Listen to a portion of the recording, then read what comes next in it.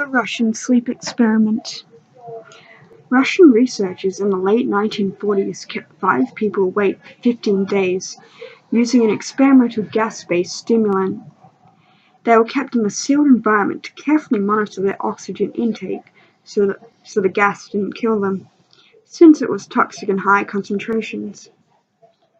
This was before closed-circuit cameras, so they had only microphones and 5-inch thick glass porthole-sized windows into the chamber to monitor them.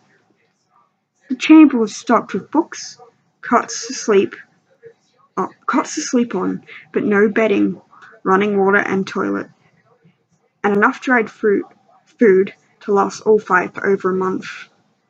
The test subjects were political prisoners deemed enemies of the state during World War II. Everything was fine for the first 5 days.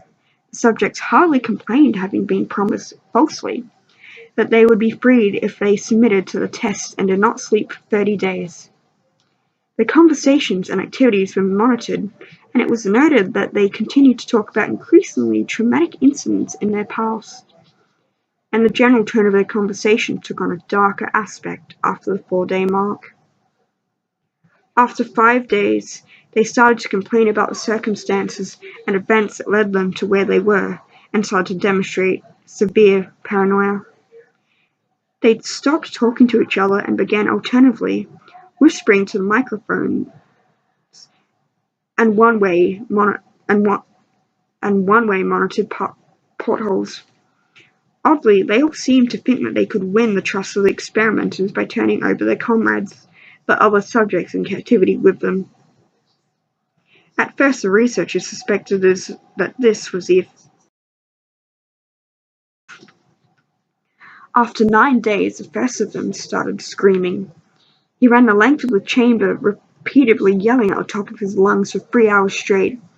He continued attempting to scream, but was only able to produce occasional squeaks. The researchers' pulse stated that he had physically torn his vocal cords. The most surprising thing about this behavior is how the other captives reacted to it, or rather didn't react to it. They continued whispering to the microphones until the second of the captives started to scream. The 2 non-screaming captives took the books apart, smeared page after page with their own feces, and pasted them calmly over the glass portholes. Screaming promptly stopped. So did the whispering to the microphones. After 3 days passed, the researchers checked the microphones hourly to make sure that they were working, since they thought it impossible that no sound could be coming with 5 people inside. The oxygen consumption in the chamber indicated that all five must still be alive. In fact, it was the amount of oxygen 5 people would consume at a very heavy level of strenuous exercise. On the morning of the 14th day, the researchers did something they said they would not do to get a reaction from the captives. They used the intercom inside the chamber, hoping to evoke any response from the captives they were afraid were either dead or vegetables. They announced, "We are opening the chamber to test the microphones. Step away from the door and lie flat on your floor, or you will be shot. Compliance will earn you one of your immediate freedom. To their surprise, they heard a single phrase in a calm voice response. "We no longer want to be freed." Debate broke out among the researchers and the military forces funding the research. Unable to evoke any more response using intercom, it was finally decided to open the chamber at midnight on the 15th day. The chamber was flushed of the stimulant gas and filled with fresh air, and immediately voices from the microphones began to object. 3 different voices began begging, as if pleading for their life or their loved ones, to turn the gas back on. The chamber was opened and soldiers sent in to retrieve the test subjects. They began to scream louder than ever, and so did the soldiers when they saw what was inside. 4 of the 5 subjects were still alive. although no one could rightly call the state like any of them in life. The food rations past day 5 had not so much as been touched. There were chunks of meat from the dead subject's thighs and chest stuffed into a drain into the center of the chamber, blocking the drain and allowing 4 inches of water to accumulate on the floor. Precisely how much of the water on the floor was actually blood was never determined. All 4 surviving subjects also had large portions of muscle and skin torn away from their bodies. The destruction of the flesh and exposed bone on their fingertips indicated that the wounds were inflicted by hand, not with teeth as the researchers initially thought. Closer examination of the position and angles of the wounds indicated that most of them, if not all of them, were self-inflicted. The abdominal organs below the ribcage of all 4 test subjects had been removed, while the heart, lungs, and diaphragm remained in place. The skin and most of the muscles attached to the ribs had been ripped off, exposing the lungs through the rib cage. All the blood vessels and organs remained intact. They had just been taken out and laid on the floor. Excavated but still living bodies of the subjects. The digestive tract of all 4 could be seen to be working for digesting food. It quickly became apparent that they were digesting their own flesh that they'd ripped off and eaten over the course of days. Most of the soldiers were Russian operatives at the facility, but many refused to return to the chamber to remove the test subjects. They continued to scream to be left into the chamber and alternately begged and demanded that the gas be turned on, lest they fall asleep. To everyone's surprise, the test subjects put up a fierce fight in the process of being removed from the chamber. One of the Russian soldiers died from having his throat ripped out. Another was gravely injured by having his testicles ripped off and an artery in his leg severed by one of the subject's teeth. Another 5 of the soldiers lost their lives, if you count ones that committed suicide in the weeks following the incident. In the struggle, one of the 4 remaining subjects had his spleen ruptured, and he bled out almost immediately. The medical researchers attempted to sedate him, but this proved impossible. He was injected with more than 10 times the human dose of a morphine derivative, and still fought like a concerned animal, breaking the ribs and arm of one of the doctors. When heart was seen to beat for a full 2 minutes after he had bled out to the point there was more air in his vascular system than blood. Even after it stopped, he continued to scream and flail for another 3 minutes, struggling to attack anyone in reach and just repeating the word "more" over and over, weaker and weaker, until he finally fell silent. The surviving 3 test subjects were heavily restrained and moved to a medical facility. The 2 were with intact vocal cords continuously begging for the gas and demanding to be kept awake. The most injured of all 3 was taken to the only surgical operating room that the facility had. In the process of preparing the subject to have his organs placed back within his body, it was found that he was effectively immune to the sedative that they had given him to prepare him for the surgery. He fought furiously against his restraints when the anesthetic gas was brought out to put him under.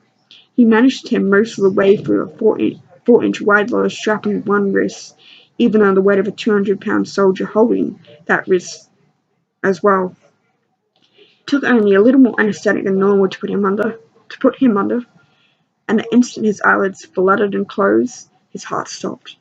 In the autopsy of the test subject that had died on the operating table, it was found that his blood had tripled the level of oxygen. His muscles that were attached to his skeleton were badly torn and he had broken 9 bones in his struggle to not be subdued. Most of them were from the force of his own muscles had exerted on him. The second survivor had been the first of the group of 5 to start screaming. His vocal cords destroyed, He was unable to beg or object to surgery, and he only reacted by shaking his head violently in disapproval when the anesthetic gas was brought near him. He shook his head yes when someone suggested reluctantly that they try the surgery without anesthetic, and did not react for the entire 6-hour procedure of replacing his abdominal organs and attempting to cover them with what remained of his skin. The surgeon presiding stated repeatedly it should be medically possible for the patient to be still alive. One terrified nurse assisting the surgery stated that she had seen the patient's mouth curl into a smile several times whenever his eyes met hers. When the surgery ended, the subject looked at the surgeon and began to wheeze loudly, attempting to talk while struggling. Assuming that this to be something of drastic importance, the surgeon had a pen and pad fetched so that the patient could write his message. It was simple: keep cutting. The other 2 test subjects were given the same surgery, both without anesthetic as well, although they had to be injected with a paralytic for the duration of the operation. The surgeon found it impossible to perform the operation while the patients laughed continuously.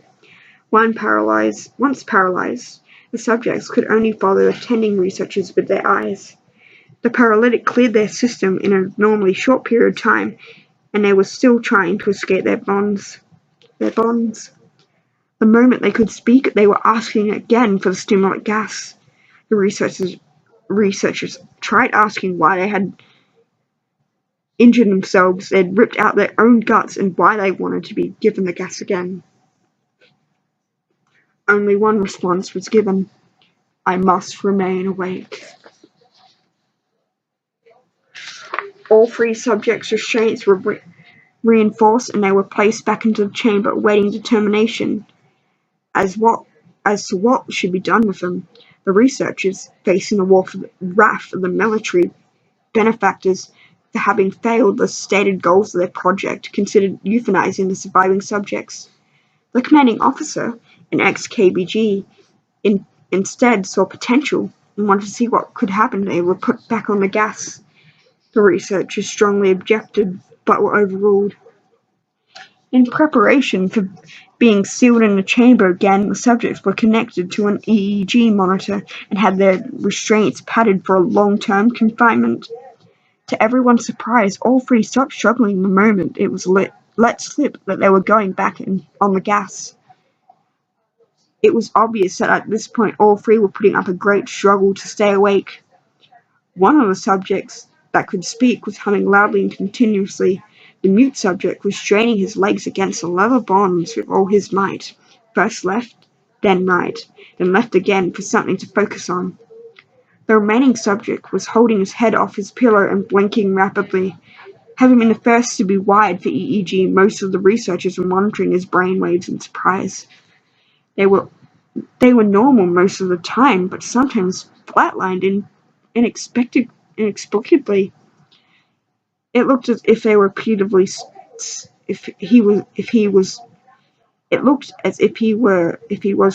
suffering brain death before returning to normal. As they focused on paper scrolling out of the brainwave monitor, only one nurse saw his eyes slip shut at the same moment his head hit the pillow. His brainwaves immediately changed to that of deep sleep, then flatlined for the last time as his heart simultaneously stopped. The only remaining subject that could speak started screaming to be sealed in now. His brainwaves showed the same flat lines that one who had just died from falling asleep. The commander gave the order to seal the chamber with both subjects inside, as well as 3 researchers. One of the named 3 immediately drew his gun and shot the commander point blank between the eyes, then returned the gun on the mute subject and blew his brains out as well. He pointed his gun at the remaining subject, still restrained to the bed as the remaining members of the medical and research team fled the room. I won't be locked in here with those things, not with you, he screamed at the man. What are you? He demanded. I must know. The subject smiled. Have you forgotten so easily? The subject asked. Who are you? We are the madness that lurks within you all, begging to be free at every moment in your deepest animal mind. We are what you hide from in your beds every night. We are what you sedate into silence and powerless when you go to nocturnal heaven we cannot tread. The researcher paused, then aimed at the subject's heart and fired. The EEG flatlined as the subject weakly choked out.